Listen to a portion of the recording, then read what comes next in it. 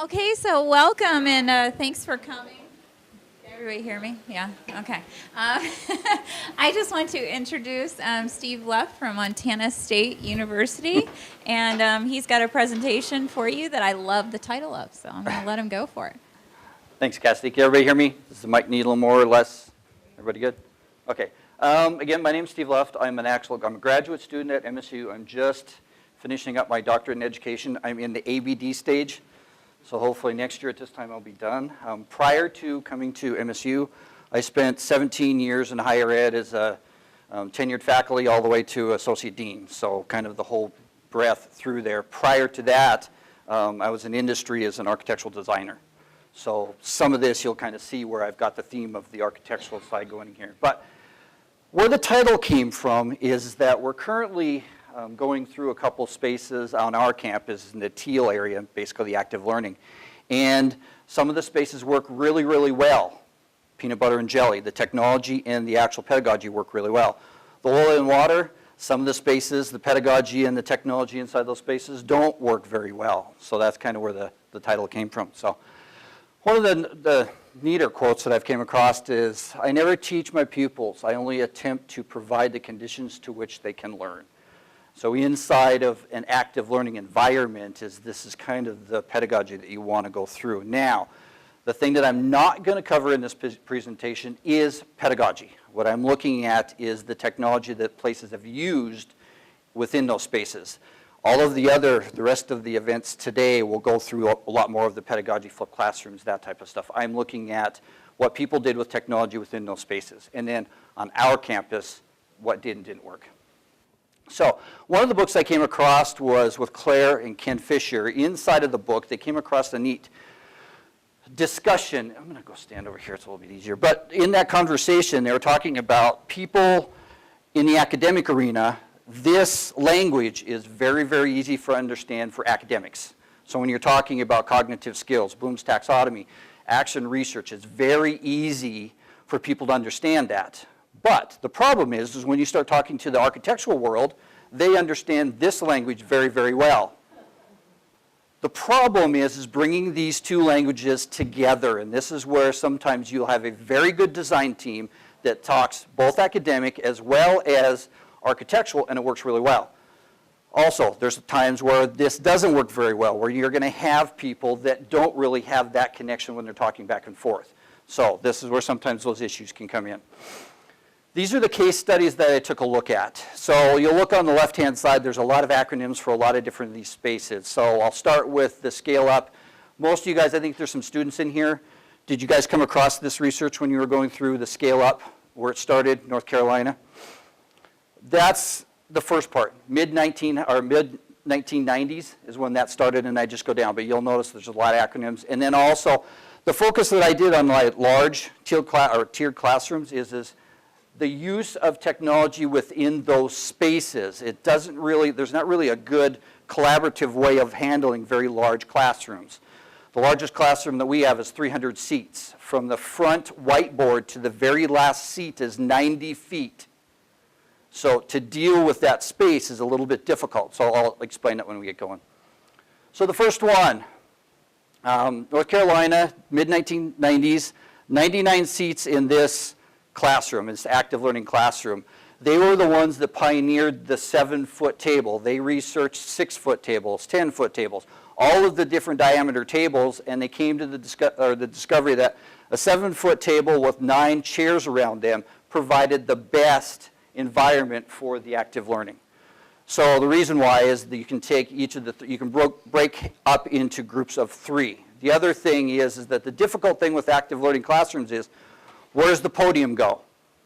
Okay, so typically, yes, the podium is where it houses all the electronics, but the front of the classroom is typically wherever the person talking is. So I'm here, everybody's looking here, this becomes the front of the room. If I move somewhere else, the focus moves over to that space. So it's basically wherever I am at. Next one, this is just a look at the table. The difference in this table with a lot of the tables that you'll see later on is that this one has a bump out in the middle where the technology plugs into.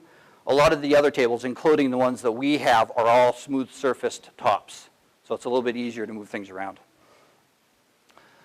Teal, Technology Enhanced Active Learning at MIT in 2000, 117 seat capacity. Our largest capacity Teal classroom is 63 seats, and it is very difficult to manage. So I can't imagine when they're going through 117 seats, and a couple subsequent ones from here are even larger than that. I've heard rumor that MIT has disbanded their Teal classrooms. I haven't got confirmation on that. I've kind of been looking, but I've kind of heard rumors that that's happened. ALC, University of Minnesota, this is a brand new building, and of their 17 classrooms in there, 10 of them are dedicated specifically to active learning. Installation of LCD monitors, and again, 126 seat active learning classroom. $72.5 million for the construction of the actual complete building, done in 2010. This one's the one that I actually like some of the technology use the most in, and this one's at Yale, 126 seat capacity, 2013. Really quickly, does anybody see a very large issue with this space? Okay, there's many, but it's very, very linear, okay? In our small 63 seat classroom, we've actually finally discovered that even though we've got round tables, there is a back of the room. And it's the table that's farthest away from where the podium is. So some of the instructors that we've talked to, they've actually said that, yeah, even though there's not supposed to be a back of the room, front of the room, just for the makeup of that, it's actually kind of created itself a back of the room.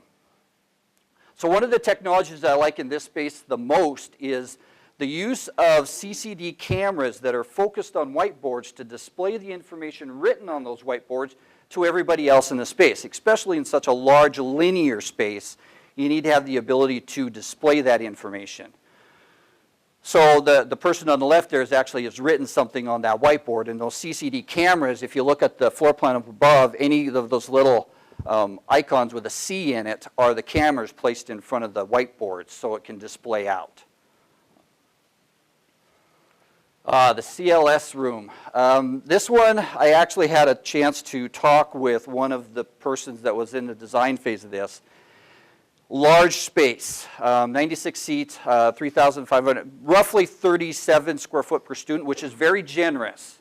So a lot of them are down into the 20s. 2013, one of the issues that they're having with this space is that very large LCD wall gets very, very warm over the course of the day. And on the upper left-hand corner, I have a picture of an LCD shot with a thermal. And you'll notice that the temperature range is anywhere from 73 degrees to 103. That's just one screen. There's 16 of them over the course of the day. And then, again, that's just 16 LCDs on that video wall. There's also 16 LCDs at each station, plus you have all of the students within that space generating all of that heat. So over the course of the day, this is just something that kind of surprised them, is the heat that was put out by that LCD wall. Everybody thinks that LCD screens don't put out a lot of heat. They do. And the other thing with this is they confined it into a recess, so the LCDs are set back flush with the wall, so it generates a lot of heat within that space. But it is a very nice space. Up on the top is a floor plan. They took on the floor left, or the lower right, excuse me, is a swimming pool. And they converted the swimming pool into a partial library, and then they converted that space into their active learning space. One of the issues was during all of these phases of construction, when they covered over the top of the pool, they didn't compress the soil underneath, and when they were building this, their actual concrete slab caved in. So expect the unexpected when you're doing remodels, is that you will probably have some issues. The one thing that came about this is after the use of the space is that you'll notice there in the middle there's a little V on the handrails. What was happening there is the instructor would go up to that level and kind of use that as a preacher pulpit and would be talking down over the group, and they ended up being the podium, kind of pseudo podium. So what they did do in that space is they cut that section of railing out and put a set of stairs in there to give the access for the faculty within the space, so it disperses well. And that's one of the big benefits of an active learning space, is the ability for the faculty to get around to all the students. Okay, so this is just another picture of that space. D-shaped tables, 6 at a station. Each of them have their own mics, as well as a computer at the station. So if you didn't bring one, You could use one at the space, but you could also bring your own and plug in. Okay, large tiered classrooms. This is kind of my focus of some of my research is Cybertorium at Penn State, 150 seat capacity. What's your largest classroom on campus? 350, so you're okay. The one this is attractive in the sense that it's all digital and that there's 2 computers per station. The drawback to this is that I don't know if there's a laser on here, but if you look at these tables, they're a serpentine table. The drawback to that is that within this space right here, if you've got students within that space, you've got students against this space, and they get really, really crowded. And then also, the people that are working within this space here, there's no desk left. So the concept, yeah, okay, it worked okay, but in practicality, when you're actually working with the space, it was kind of a little bit difficult. The next one, LeBaron Hall, Idaho State University, 2 rows seating per tier, built in 2005. Down on the lower left, you can see what the classroom used to look like. And then we had kind of the same thing in our space. But then what they did is each tier, 2 rows of tablet chairs were placed on each one. You'll notice, though, in this situation, those chairs are fixed. The row right next to the row down, but the ones that are turned, they actually contacted the manufacturer and worked specifically because they couldn't find chairs in 2005 that would pivot 270 degrees. So they needed to work with the manufacturers so they could find and make the chairs that would pivot so they could collaborate to the people behind them. Far right, you can see some of them collaborating. The drawback is that your collaboration group can only get as large as that very immediate group of people. You can't bring in more, or you can't lessen it, or unless you told somebody to move, but you're stuck with that group. This is what it looks like as a floor plan. So it's a very, very large space. See the tiers in here. The next, kind of the same situation, this is 250 seat, but you'll notice in the upper left there that at each tier, the tables are fixed, but the chairs are movable. So you can get groups that are larger or smaller than your immediate area. Okay, so what I did also is I took a site assessment. Okay, so what was the state of Montana doing in the sense of not only active learning, but with the technology within the space? So this one I took a lot more hard critical look at for the simple reason I had access to these spaces. So it was a lot easier to go and talk to the people and work with them. So the first one, Carroll College, they call it a UM, sorry. Was that the first? Yeah. This space used to be a quiet study space. So it's in a student union building. Student fees paid for the complete remodel of this space. 21 seats plus or minus, sometimes they move things in. So all of the cost, $142,000, was student fees. So they had a very, very large impact of what went on in this space, done in 2011. The drawback of taking a space that's done for a quiet space and trying to make it into a space that's noisy is you actually have to advertise that you can talk. So they actually had to put signs up telling people that you could talk in this space. So you had to build the culture within that space that allowed them to do that. So it was just kind of interesting that was there. The way Carroll College handled this is they had a space within their library and they converted out into 3 multiple different spaces, but they put a water feature in. The advantage of that is when you have noise within a space, typically people will talk to that level of noise, but typically it won't exceed those level of noise. So they knew that they could have a conversation with each other or with their group, just as long as they kind of kept it to the noise level of whatever that sound was in there, which was the water feature that was put in there by the library. So in certain cases, this might be something that would work for you. Inside of their sandbox space, completely customizable space, you can move things around.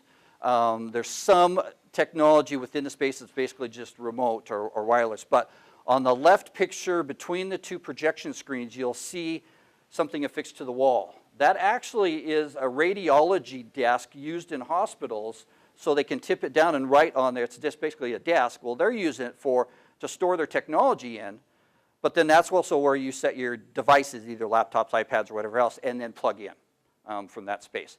On the right-hand side, they used a product called Idea Paint. Has anybody used that in any of the spaces here? Okay, cool, I'm safe with saying this. Don't use it. there's a lot of things, there's a lot of issues that go along with it. Another one thing is that it's extremely expensive. The other, and I'll get to some pictures here. This is just another picture of that space. Again, customizable linear tables instead of round tables. The drawback to the white idea paints, if you notice up left-hand corner in the circle, there's white or dry erase marker residue. And what happened is that on a drywalled wall, they kind of put a light texture when they painted the wall. They used a little bit heavier napped roller. What happened is it created highs and lows on that idea paint. So when you wrote with an idea or the dry marker, the ink went into the valleys, and then when you wiped it off, you got the ridges, but everything was stuck in the valleys. So over time, there's a lot of residue left on these walls. The other thing is the paint is $225 per gallon, which covers 50 square feet. The drawback to this is if something happens to that space, let's say I mar that and I create a gash in the drywall, I have to fix the drywall and I have to paint the whole wall. I can't just patch that one location because of the color contrast of the paint that's been there a while versus the new paint. You see this huge patch. So you have to repaint the whole thing. Easiest thing to do, put up a whiteboard instead of going to this. This is another one of their spaces. They did an auditorium. Apple TV. Carroll is a large Apple facility, so they have Apple TVs in pretty much all of their spaces. This space was basically just a flat space, so they had to tier everything. Roughly a cost of $160,000 there. 50 seats. Small study carrels. They had 3 study carrels. Each have D-shaped tables, all technology at the tables to plug into. This is our space. What happened is our library staff went and looked at and worked with Carroll's library staff, so they just replicated that space. And the problem with it was there wasn't enough time difference between the two to learn what the mistakes were, what the issues were at Carroll, so they just implemented those same issues at MSU. So we're having the same issues on the idea paint walls, is that we have these large areas of residue. Some areas of the walls you can't even use because there's so much various colors within that space that it's very, very hard to use. One thing with our space is that we do have Apple TVs as well as Miracast, so you can do the iPhones as well as the Android-based. And again, this is just another picture of the residue that was in there. This is also, this picture is to show the difference between a projected image onto a wall or even a projector screen like this versus the LCD screens, and how much more vivid the colors are on an LCD screen versus a projected screen. So when you're designing spaces, if the space is just a general space, you can't really plan for this, but if there's specific uses of that space that would benefit from LCDs, try to go towards that space. We have one room that has 2 92-inch LCDs in it. So great for Super Bowl parties. So this is one of we have 2 Teal classrooms that were built in 2013. This is the smaller of the 2, 45 seat capacity, 975 square feet. So 21 square feet. One of the issues that we're finding with these spaces, especially in our climates, is in the wintertime, heavy coats, a lot of gear, a lot of backpacks. Everybody stores all of that stuff at the tables, and it makes it very, very difficult for people to move around within that space. Also in this space, I think I'm going to jump ahead really quick, but on the left-hand side is that there is only one means of egress out of that space, which is fine code-wise, but when somebody that's handicapped in a wheelchair comes in, they really only have a few places that they can sit, versus if you look on the left-hand side, the Gaines Hall, which is this space, there we go, is a lot bigger space. It's 1,218 square feet. We got 27 square foot per station, but still, this space is crowded, especially in wintertime when you've got a lot of stuff going on there, and also when you've got more than just 1 or 2 people bringing their skateboards in. The space is very, very difficult to move around in and that. This room is a lot livelier in the sense of colors. Colors make a big difference in learning. So you can tell this one versus this one in a sense. This one was painted a specific color because of the contrast of the wall colors versus the information that was placed on the LCD screens. They didn't want the walls to compete against what was on the LCD screen, so it needed to kind of drop away versus what was actually on the LCDs. This room is primarily all statistics and all college algebra in this classroom. Pretty much booked from 8 to 8. This space is a lot more variety inside of its scheduling. There's business law, there's physics, there's a lot of different classes within this space. This space also has a lot more ambient light in it than the other one. This one actually has 3 windows, 2 exits. So the feel inside the space is a lot more lively, not only because of the ambient light, but also because of the colors. Okay, 7-foot tables, 9 chairs, podiums, you can kind of see them in the middle, but you can also just by visually looking at them, you can tell on the right how much more condensed that space is. It's a little bit tougher to move around. Glass whiteboards, use them in any of your classrooms? Okay, good, don't use them. The reason why is there's a lot of things that are issues with them. They work really, really well in our business building because they're inside the middle space and the light comes through them. But if you don't need light to come through them to bring in natural lighting, the issues that come along with them are far more negative than they are on the positive side. 1 is cost, 2 is breakage, 3 is that if you don't get them with an opaque white background, you'll be able to see whatever the substrate is or whatever your wall surface is right through the glass board. So that was the image there. I just wrote some numbers on the wall. The other thing you'll notice is that if you try to take a picture of the wall or the picture of the glass board, what do you take a picture of? The lights. So, and yourself. So it's a little bit more difficult to take. Residue. So once you even wipe it off, there's still a lot of residue from the pigments and stuff inside of the dry erase that stay on the board. Even with an opaque background, the letters are a little bit, or the numbers are a little bit more present, but again, you're still taking a picture of yourself and the lighting and everything else within the room. This is the space within here. You'll see a lot of whiteboards within the space, but you're feeling, well, you got whiteboards on the wall. What had happened is there's right where the down projector is, there's a lot of glass whiteboards that are there, but we had probably 5 of them break on installation. So we brought in a bunch of whiteboards to replace the whiteboards. So it was kind of interesting. Okay, this is the one that was just built, 2015. What we wanted to do is enlarge our Teal classroom offerings and do a 63 seat capacity, 1,596 square feet, roughly 25 square foot per person. This one has the most issues.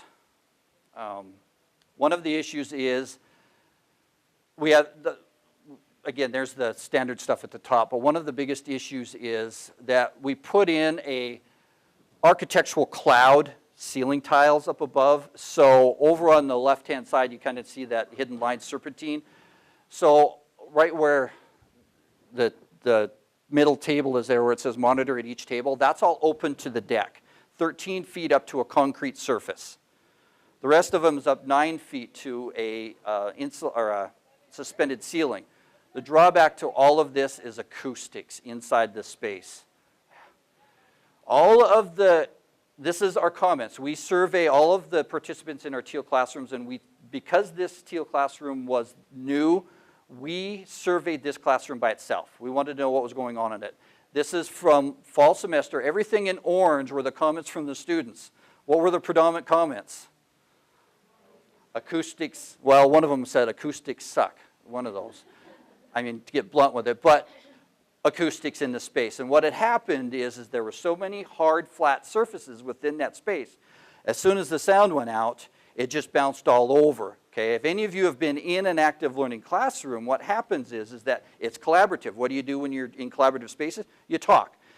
What had happened is one of the comments, I'm trying to find which one it was. Anyways, there's a comment in there that people started talking above each other. So as the noise started elevating, everybody just kind of elevated the noise. Well, with you're inside of a space, 63 students, and it echoes to begin with, it's a very, very difficult space to teach in. But again, you can see the amount of comments on the acoustic side. One of them up at the top is that there's tons of technology that nobody even uses for their classes.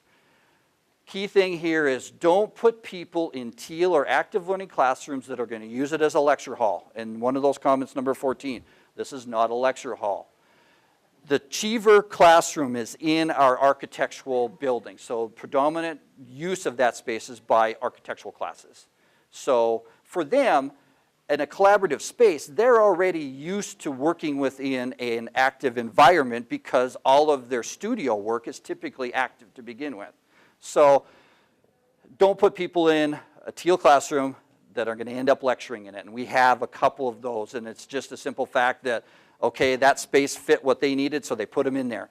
The detriment to that is the detriment to the instructor because they've been put into a space that doesn't fit what they teach or how they teach. So their pedagogy didn't match. And for them to switch their pedagogy from a centered delivery to an active delivery is extremely difficult when they've been given the notice maybe a week before classes start. So the interest here is that we had an issue to deal with on acoustics. The other one is, number 15, is the whiteboards are impossible to see.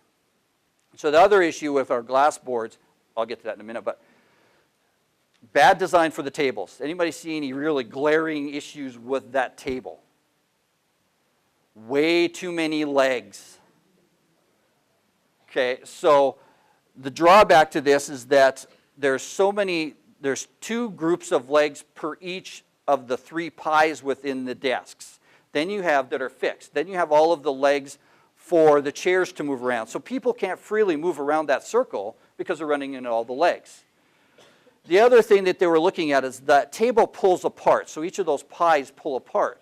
As of today, the tables have never been pulled away for any collaborative space. One of the other reasons for that is the space was already tight to begin with. You start pulling those tables apart, you've just reduced all mobility through the space. The other part is that you can see the pigtails coming out from the middle. That's to hook your devices up. Those pigtails won't reach out to the tables once the tables are pulled away. So again, you can use us for an example of what not to do with those, but don't buy tables that have the separations in those unless you have a lot of space that you can use them for what that intended purpose was, is to be separated. This actually came from my presentation I did a couple years before this room was built, and you'll see it in my designs, but on the actual podium is that surface is a Corian covered top that you can just write on. And above the space we have a projector or a camera, document camera, that the instructors just write on the surface. They don't even go to a whiteboard, they just write right on the surface, wipe it right off. The other advantage is since this is an architectural space, when they want to use their blueprints, they just throw their blueprints up onto the desk, and with the document camera up there, they can zoom all the way out and it goes to all of the screens, or they can zoom in to see specific spaces. So it's worked really, really well in that space. We don't have a glare problem, no. And it's not a really high gloss Corian, so that aided in that, yeah. But we thought we would. This is one of their other issues. This is the space, you can see on the lower right here, the edge of the cloud, the acoustic ceiling. All of that other space is the volume, and within those honeycombed areas, you still have all the reverberation of all of that sound because it's not being absorbed in anything. The other thing is you'll see that pipe that comes out of it, that's the rain leader from the roof. So when it's raining, it's extremely noisy within the space. All you hear is the water running. So we're in the process now of actually looking at maybe hanging some acoustical curtains or some way of actually mediating that noise that's within that space. Glass boards, this is what happens. So in this case, what happened is that the height of the chairs, it was higher than the bottom level of the glass boards. Student moved, scooted the chair back, hit the corner of the glass board, and snapped the glass board. So again, when you're doing this space, if you are going to use glass boards for some specific reason, make sure that they are higher than the bottom or the top of the chair. So when students come back into that space, they're not going to shatter these. Within the architectural, this classroom, we're actually getting rid of all of the glass whiteboards and we're putting in magnetic whiteboards. And the reason why is when the architectural students are doing their presentations on plotted paper, they can just take them and stick them right to the magnetic whiteboards, and they can either stick them portrait or landscape. And they can just use that space kind of in the sense that they used to use them in. Okay, this is our Gaines 101 large tier classroom. 300 seats, 5,466 square feet, anyway, or 18 square foot per student. The drawback is the length of the room. If I have a faculty member that's writing on the whiteboard at the front of the space, this is kind of a guideline for the height of your text. For every 10 feet, your text has to be 1 inch. So the students at the very back, the instructor would have to write on the front board 9-inch tall text with a very large broad stroke to it. How many instructors do you know consistently will write a 9-inch font through the full course of what they write? They might start off at 9 inches, but by the time they get to the end, they're back down to their muscle-memoried height of what they always write in. So it's very, very difficult. So I'm having issues with trying to get some means of, especially when you're sitting way back in the back there and all of the images are projected 90 feet up from you, how to make this a little bit better. And I've done, some of the research that I found is that there's some devices out there that allow you to do that, but until I get them in the space and test them, how they work, AirTame's one of them. I think there's ClassSpot. There's a bunch of different devices that allow you to project your signal to their devices. So if they've got a whatever device, either an Android or Windows-based, Mac-based, but it'll project to their, and basically it converts, or it makes its own network within the space, and you attach to that network, and then what happens there is the signals are cast through that network. The other issue that we're having with this space is that our access points, wireless access points, is that with so many students bringing multiple devices, and if those devices auto-connect, when they bring them to class, we saturate our access points within that classroom and not everybody can connect. This is one of the devices they use to address the acoustics within that space. And then this is just some of the work that I've been doing recently. And I don't like using the word learning spaces when I get to space environments. I like using the word space environments or learning environments because there's a lot more that goes on within the space than just the actual physical space.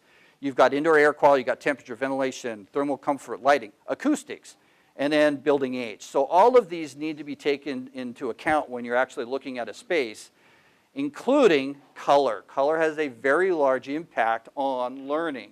So you need to make sure that you're not putting in a very negative color into maybe an active space like that. And like in the bottom there, gray is the most neutral color. I don't suggest painting a whole room red, but still, some uses of that are nice. Lighting, address lighting. Make sure that you have control of lighting. Don't just have an on-off. Make sure you have the ability to dim, and then also the type of lighting as well. That one, there's some issues in the bottom there that said some lighting, hyperactivity, mental stress, restlessness, and general overall stimulation. So depending on some of the lights you put in. Lighting levels. You need to make sure that the level of light at the task space is appropriate. And then this is a very good book. This is a very good book that addresses a lot of those issues within the space.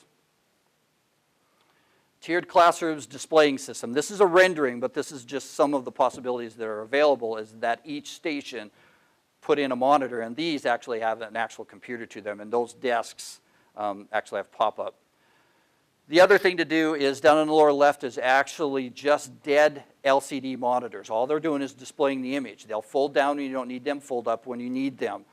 And then this isn't too far from the near future. Is in the upper left-hand corner is just kind of a hologramish image, but down in the lower right-hand corner there is a laptop that you can actually display things on that's actually see-through.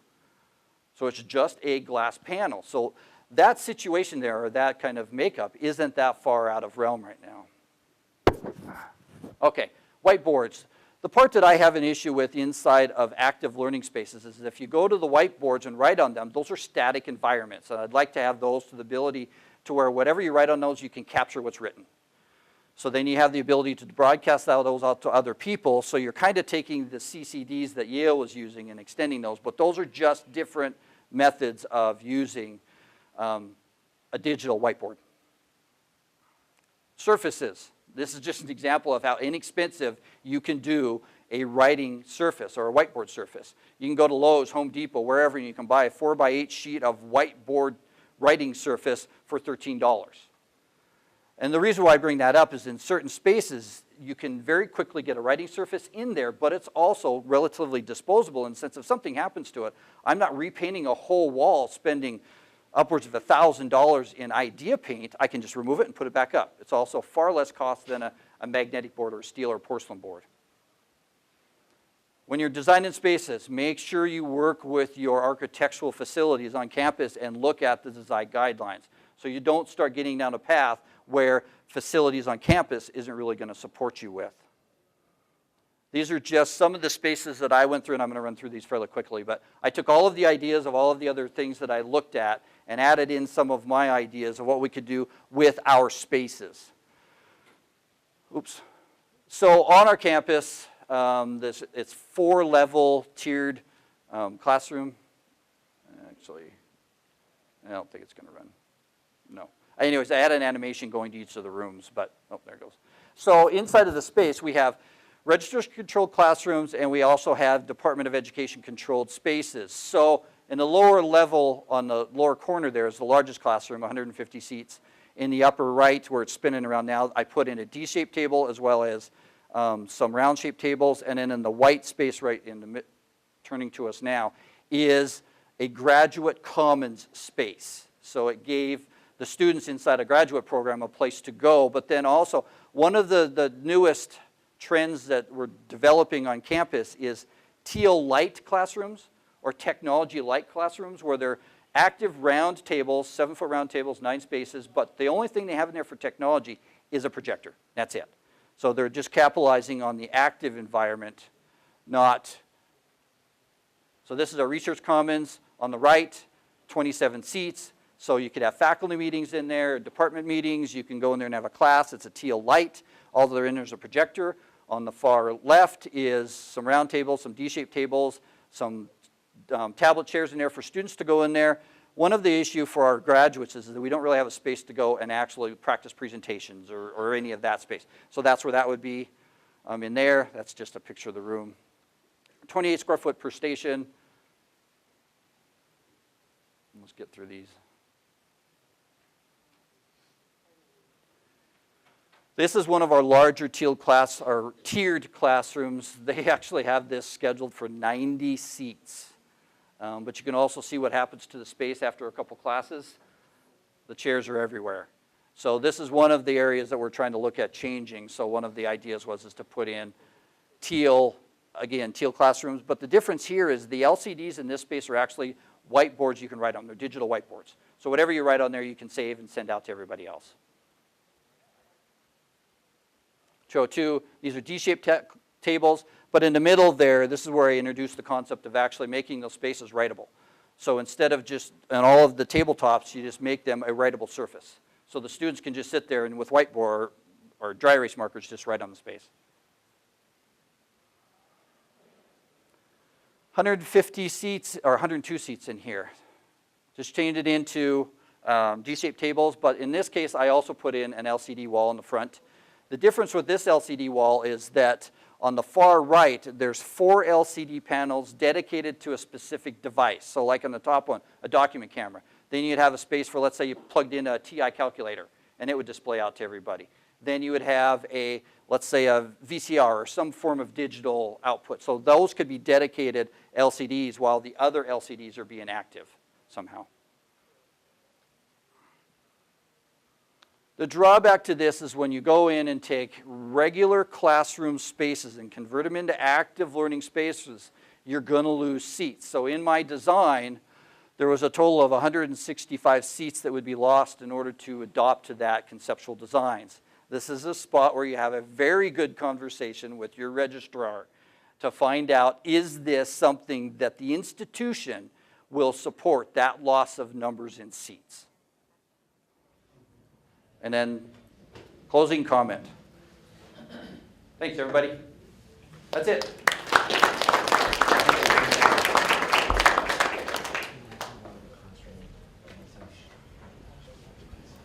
Any questions? Yes. Have you evaluated how effective these are for online communications that would have remote classroom or somewhere else? Okay, the question was, have we evaluated these spaces for online use? No, we don't have any we don't have any Cisco setup or anything in these within these spaces. So it's all just been face-to-face in classroom. So no. I don't know, I'm hoping that changes. One of the issues that we're having within these spaces is we don't have no sound. So we're having an issue of trying to, when somebody's working at a desk and they have sound within a presentation, or let's just say they're doing a YouTube, we're trying to figure out a way of being able to control sound from all of the different tables and not have all of the sound go everywhere from everybody. That it? You okay with it? Is that good? Yeah, we're not there yet. So now you're not talking pedagogy, but has there been a notice in the difference, depending on disciplines or the type of class, what setups work better? Okay, so the question is, have we noticed any pedagogical increases? Or just Differences? difference between disciplines. Okay, yes, we have. In computer science, I see the space used differently than, say, a math class. I hate to sell my cohort's presentation later this afternoon, but Marilyn Lockhart goes through all of that. We've seen a large increase in retention inside the statistics and math classes because of those spaces. Now, I was thinking more from the professor's point of view, or the discipline specifically would work better teaching in that type of space, or a different setup. It depends on the instructor. If they're willing to adapt their coursework to an active learning environment with the inclusion of the technology. Yes, some of the instructors have got into that space and have tried it, one of our physics instructor, and there's just, because of the lab environment that he was trying to introduce into the space, it just didn't work. So he is opted out. One of the drawbacks that we've had with this is that within our institution, from semester to semester, the automatic rollover, so that from fall semester, this class is taught into this space, so the rollover into the next fall semester is relatively that maybe a different instructor, and that was our issue with the physics, is the new instructor couldn't teach to that pedagogical approach in that classroom. Is that good for you? In the back. I was just wondering, actually, where do we access your PowerPoint? There's just some slides that I wanted to use. Cassidy, how best could they get this? Is there a place that I can just give it to you and they all have access to it, or? Yeah, it'll all be available on the Dotail Center webpage, and that information will go out to everybody after the symposium. Okay. Enjoy. I took some slides out that were really to this, but it's too long. Go ahead. Yeah, just wondering about the language gap between the educators and the architects, and between those two worlds, what sort of strategies or successes or failures have you had? Have you seen a way to bridge that gap between the two worlds? Is there a Magical formula for? yeah?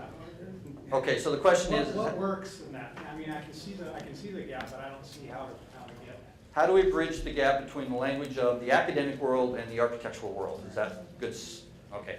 The issues is if you are working with an architectural firm that has done a lot of projects with you, that's cultured to your environment, it's easier. The other thing too is make sure that everybody that is part of the committee keeps as part of the committee. So you don't have people coming in and dropping out and not attending meetings, because at a certain meeting you're going to be very, very productive and you're going to kind of get the synergy and you're going to kind of get this language worked out. But then all of a sudden, if you have 2 or 3 of those drop out and you have other ones come in, you've lost all of that ground you've gained because of that. We haven't worked out this magic. We thought we had one until we got to the large, we went to the 63-seat classroom and it just fell apart. And Your newest room. our newest room had the most issues, and we thought maybe we would learn some things from that. And in certain cases, yes, we did. But in the sense of the acoustic side and everything else, no. And we figured that if we had architectural instructors talking to architectural designers, that language would have been a little bit, but for whatever reason, we had issues. So no, I don't have a, just keep trying. But So I really like that you shared things that didn't work instead of just highlighting things that do work. We are building several rooms that will be active learning classrooms. What would be the one thing, if you go look at furniture for the room, because the design is done, that you would say don't do, avoid if possible? Can I switch that and say what maybe to do? Sure. Okay. I hate that you just complimented me on doing the best. Is get the furniture in place and try it. Because just because they say it's durable furniture does not mean it's college student durable.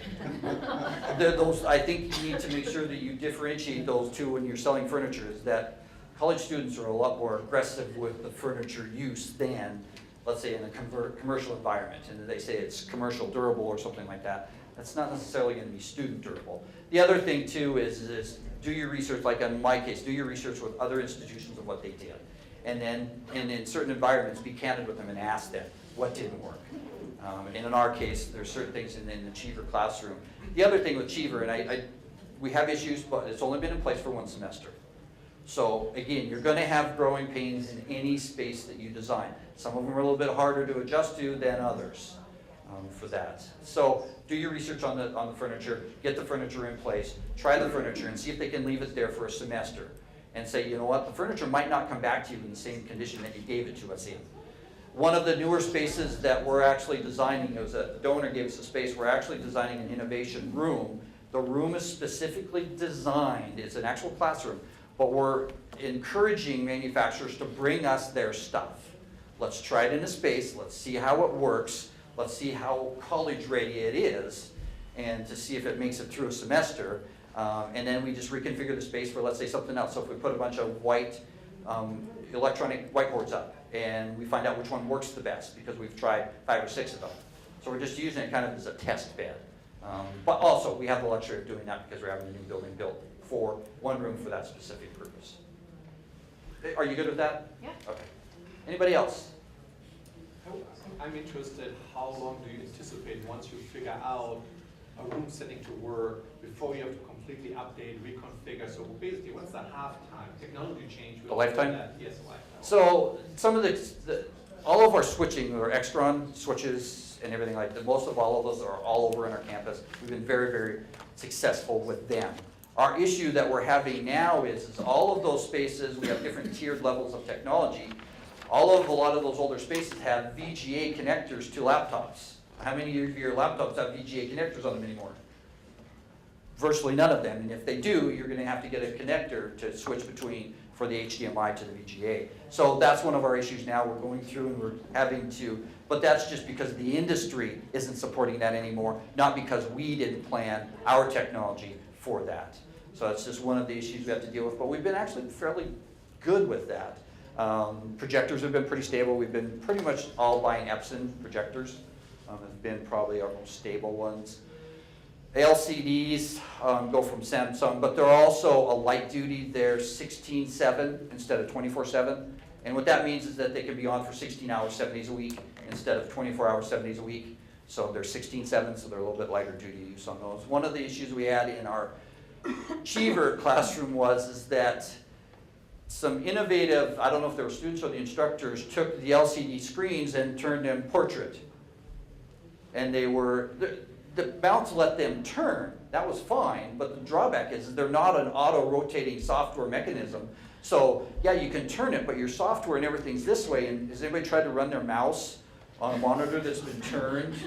You got to be a little bit coordinated in order to do that. So it worked for their presentation. They did in-class presentations. The drawback is that it's tough to move. The other drawback is you need to make sure you turn those LCDs back the same way, because if you just keep twisting it, all of the cables on the back of the monitor just get caught up in the back of the monitor. So did that answer your question? More or less. I still kind of like more or less is what the long running cost is. So we are setting this one up.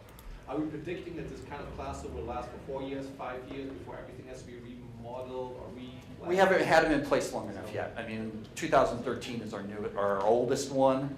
What we are finding out is that some of the, like this black trim around your desks, on some of the stuff that we've had has just come completely off. So in our state, I would say a good portion of our furniture is built at our local prison. So you get the bid process and all that good stuff. So we're finding more issues with furniture, not necessarily technology or anything within that space. And glass boards. Again, they may work in somebody else's space, but they're not working in our space. So, anybody else? Or do we have time? We good? Okay, one more question. Thanks, everybody. Have a wonderful day.